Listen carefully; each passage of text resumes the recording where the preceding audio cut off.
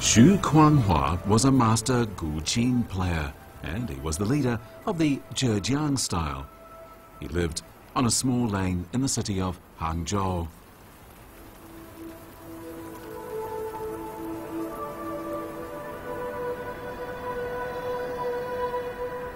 Sadly, he recently passed away from old age.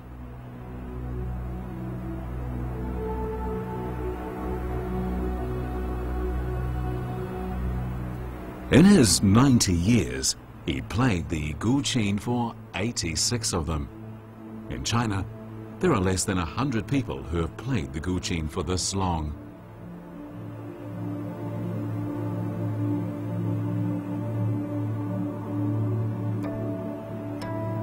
This is his guqin, the instrument that he played throughout his life. Looking at it, we can almost feel his fine, heavenly music tickling our ears.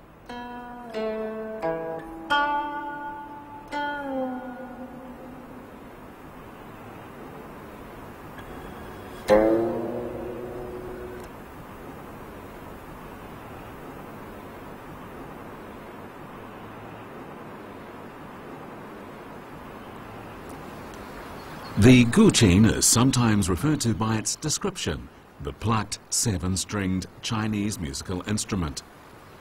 It is already over 3,000 years old, and it's one of the oldest plucked musical instruments in the world. The oldest guqin ever found in China was unearthed in the tomb of Marquis Yi of Zhang in Hubei province. It was made during the Warring States period, some 2,400 years ago.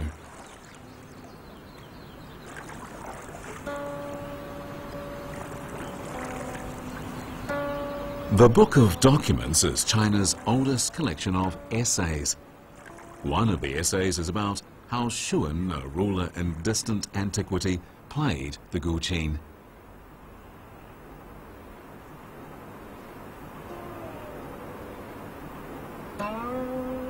The account reads as follows. Shun played a five-stringed instrument and chanted a poem from the south. Peace reigned in his territory. Playing music was associated with power, so it can easily be imagined the high status that this instrument enjoyed throughout ancient China. There were more examples.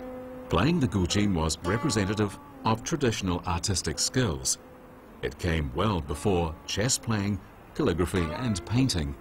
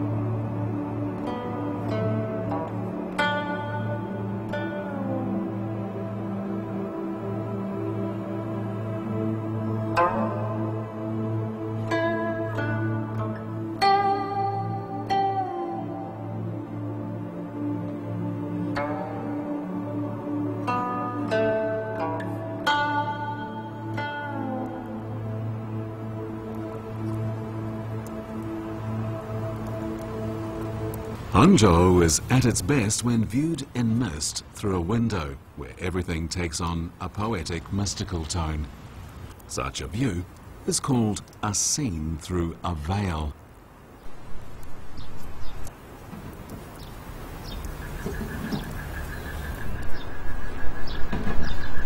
Over the past 60 years, the Westlake Guqin Society, founded by Xu Yuanbai, a leading figure of the new school of playing, has been located right by the lake.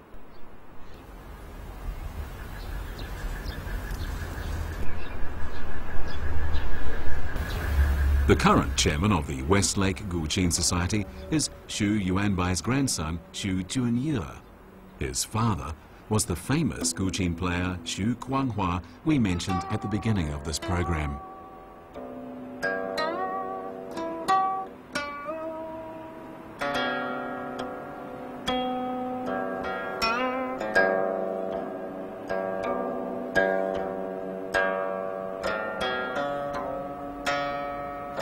From time to time, Xu Junye plays for his ancestors as a way to pay tribute to them.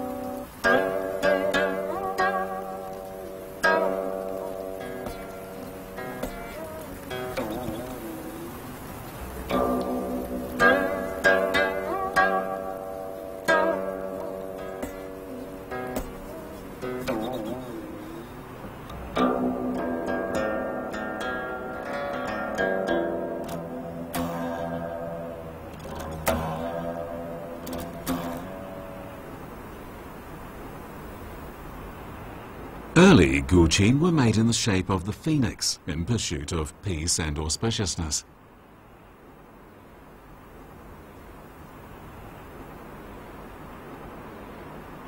The most unique thing about this musical instrument is its soundbox.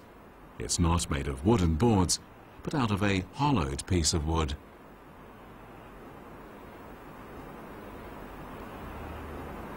Its wall is thick and it's only polished coarsely so as to produce a long drawn-out tone.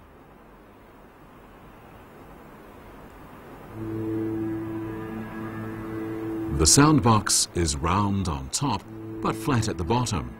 This agrees with the traditional belief that heaven is round while the earth is square.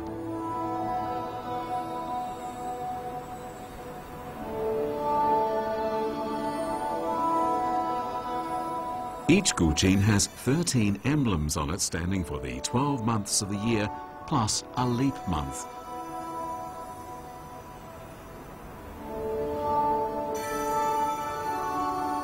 The strings rest upon hardwood pieces.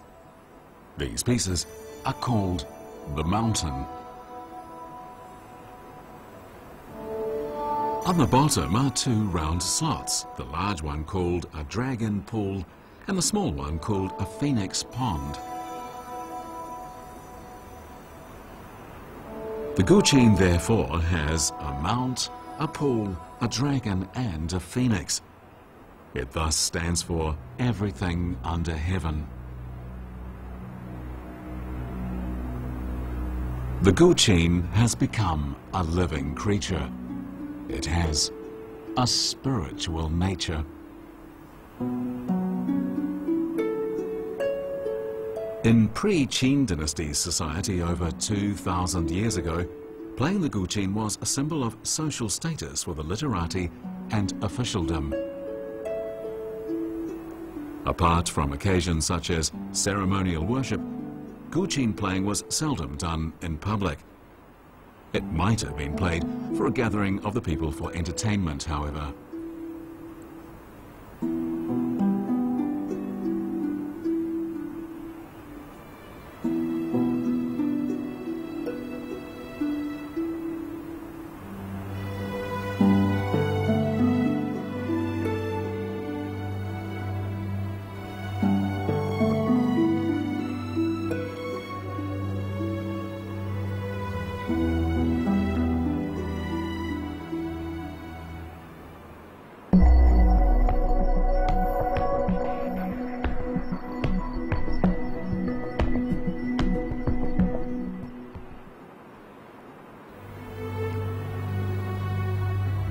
Confucius, the sage of all sages, greatly loved guqin music.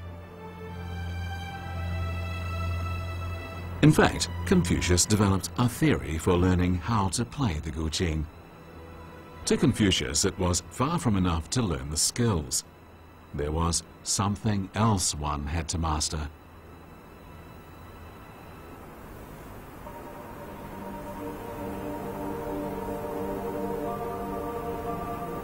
Apart from musical compositions and performance skills, one had to learn their meanings and learn how to communicate with others through the music.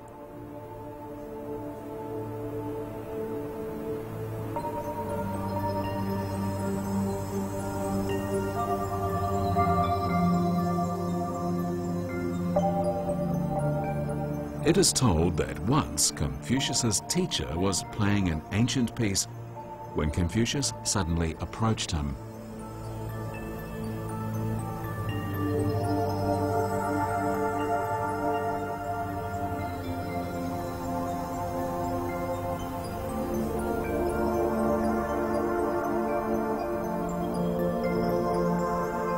On his knees, Confucius said respectfully to his teacher, "I saw King Wen from the Zhou dynasty in your music."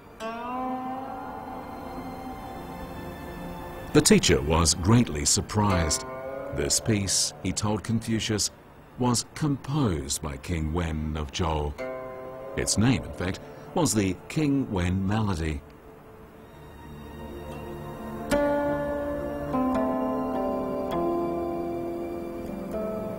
This event became a story told by later generations. In guqin playing, the player and the instrument become one. Later generation players describe this as the ultimate state of being.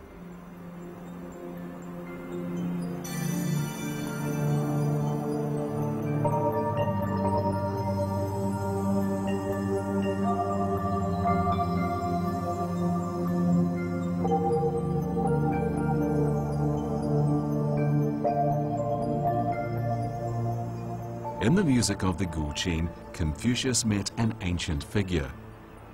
His contemporary Bo Ya also found a close friend in this way.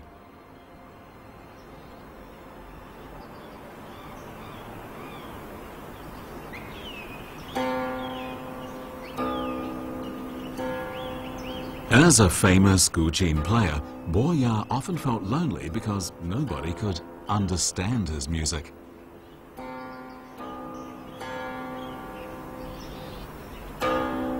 One day, however, Bo Ya met a woodcutter who could distinguish his music whether it was about the towering Mount Tai or a vast ocean.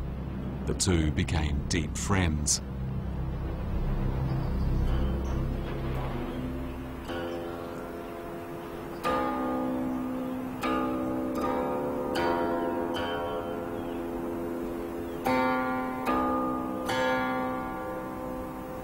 Unfortunately, the woodcutter Ziqi died young.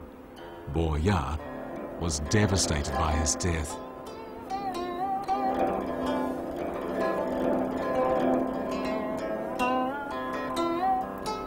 Filled with grief, after playing high mountains and flowing water for the last time, Bo Ya smashed his treasured guqin. He was done with it.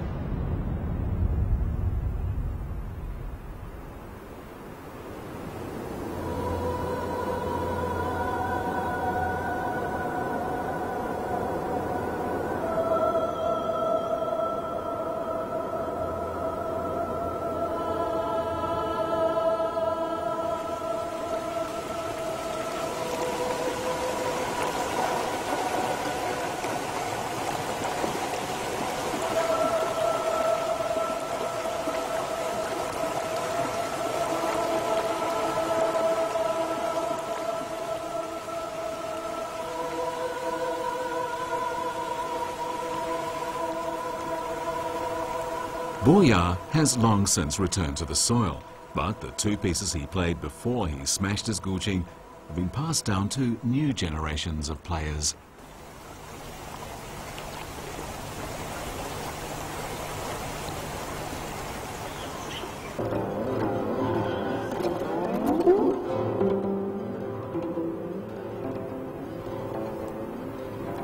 After the year 206 BC, when the Qin dynasty collapsed, guqin playing was no longer restricted to the privileged. It entered the lives of ordinary people.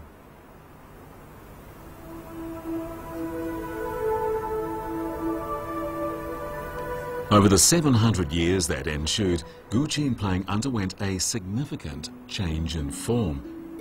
It became a musical instrument for solo performance.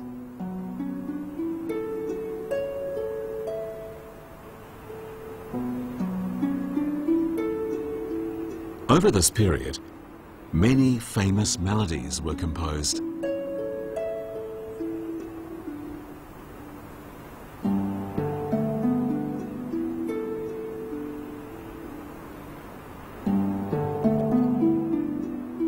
Despite the broadening of the instrument's appeal, guqin music was still favored by scholars. To scholars, guqin playing was a fundamental part of self-cultivation. But why was this?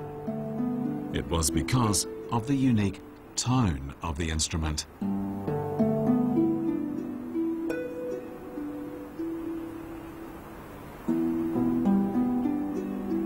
The guqin is not big and loud. In fact, its music is only audible within a very small area. For this reason, playing the guqin is rather like talking with a close friend. It takes a quiet place with very agreeable surroundings to engage in the conversation. In ancient times, people played the guqin on mountains, by a brook, or within a bamboo grove. Today, Xu Junye uses his backyard as a venue.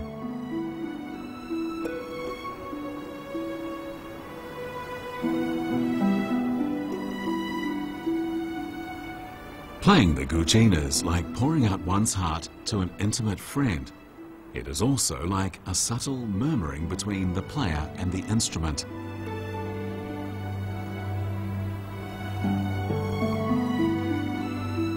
The player is rewarded with a sense of satisfaction.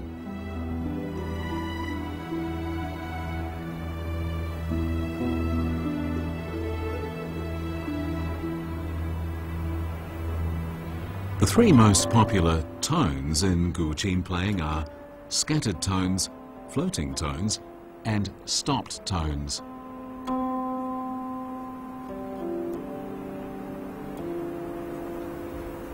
The player's left hand moves to make the lingering tone change in pitch. This skill, only seen in guqin playing, is called sliding tones.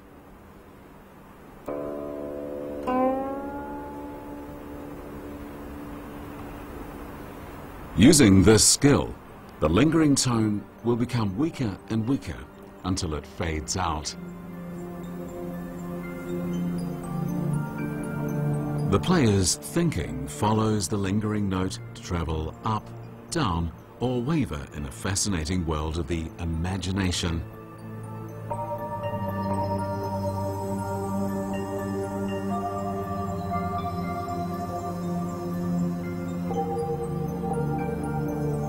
Even after the music has died out, the mind still lingers on what it has heard.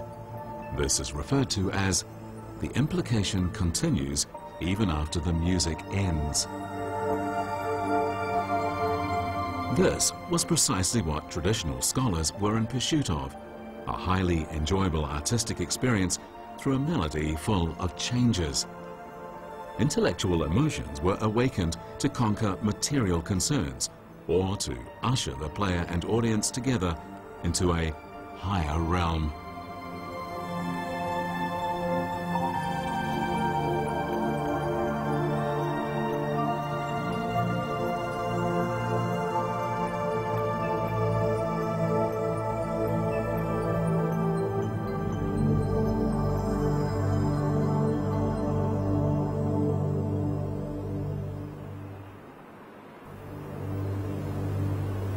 It's said that every piece of music is for somebody, So there's the music of Bo Ya, and there's the music of Ziqi. If playing the guqin is a communication going on between the player and the instrument, then listening to the guqin is that between the player and the listener. Apart from conveying the performer's inner feelings of pain, joy, grief, anger, loneliness, or sadness, guqin music may even work as a matchmaker.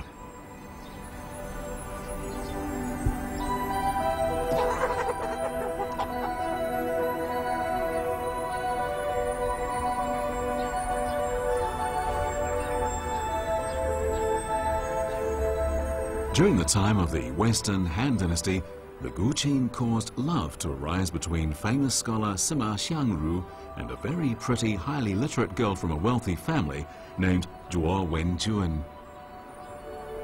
Their relationship was credited to guqin music when Zhuo Wenjuan understood the love Sima Xiangru expressed in his music, even before they had been properly introduced.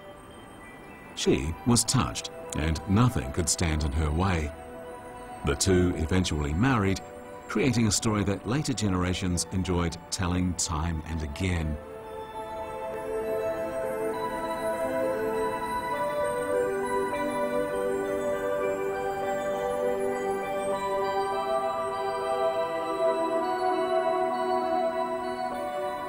This was not the first time that love was won through guqin playing. A line in China's oldest poetry book, the Book of Songs, goes like this: "Playing the guqin to amuse my fair lady." Historically, the guqin is often mentioned with another traditional musical instrument, the se. Together, they represent the love of young people.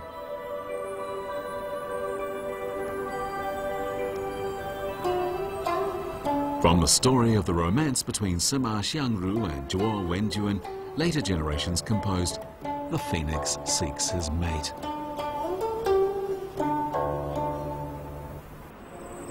Before the Sui and Tang dynasties, guqin playing was taught orally.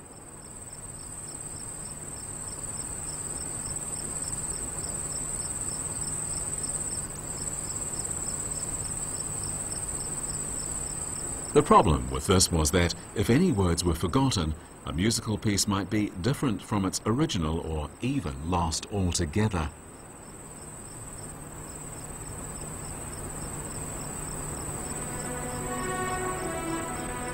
Around the 9th or 10th century, primitive musical notation for the guqin appeared, and with this, ancient music entered a new chapter.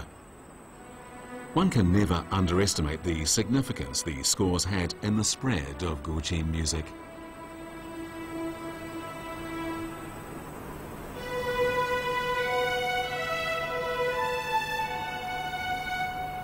These ancient notations employed written Chinese characters. They were complicated and difficult to memorize. In the late Tang dynasty, a man named Cao Rou improved these notations by reducing the number of strokes in each character. The notation he invented was an early form of what was called reduced notation, a notation system that appeared later.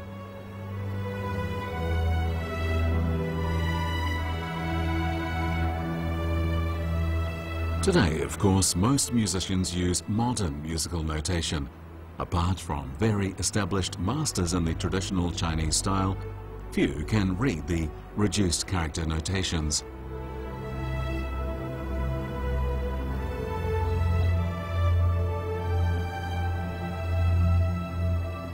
Most of the notations of ancient music come from the Ming and Qing publications.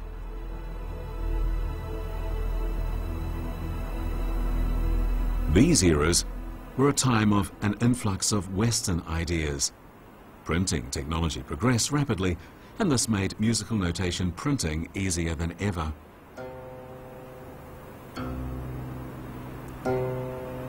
Today, we have over 3,000 ancient musical pieces of 140 kinds.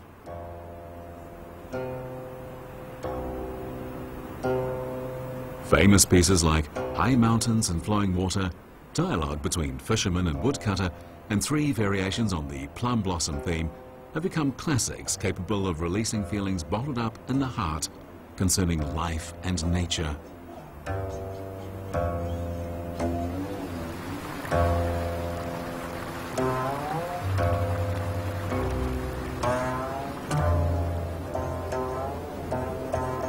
The publication of musical notations boosted the exchange of works and their popularity. The time of the late Ming and early Qing dynasties was a high point in the development of Guqin music. Different schools appeared like the blossoming of 100 flowers.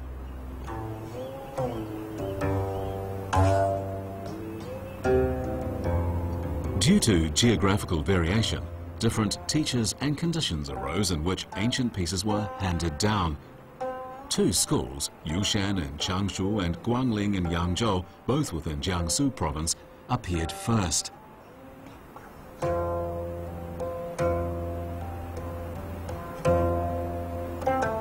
These 2 schools were followed by many. There was a mushrooming across the country. Guqin playing gained unprecedented popularity.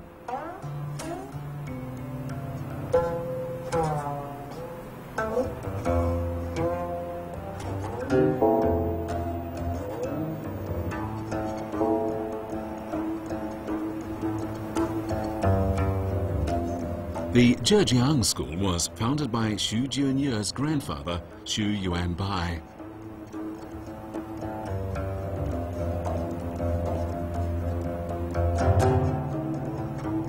One day in the 1930s, Xu Yuanbai scaled Mount Hua.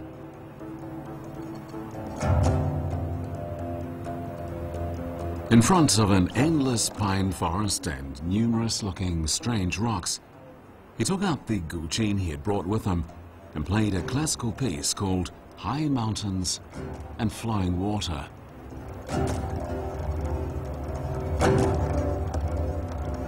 As if this was not enough, he carved an inscription on a rock. It read, Xu Xuanbai from Eastern Zhejiang played the Guqin in this spot.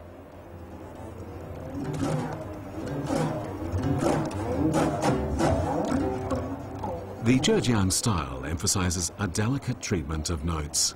It is a style able to bring out classical beauty, one capable of tonal changes.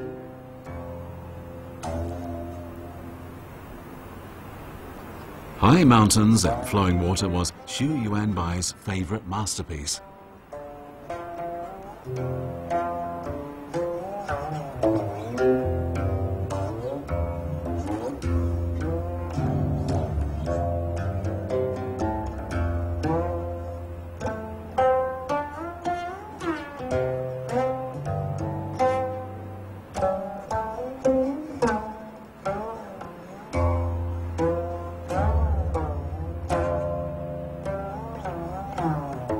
Today, as the grandson of Xu Yuanbai, Xu Jianyu often meets with other players to compare notes.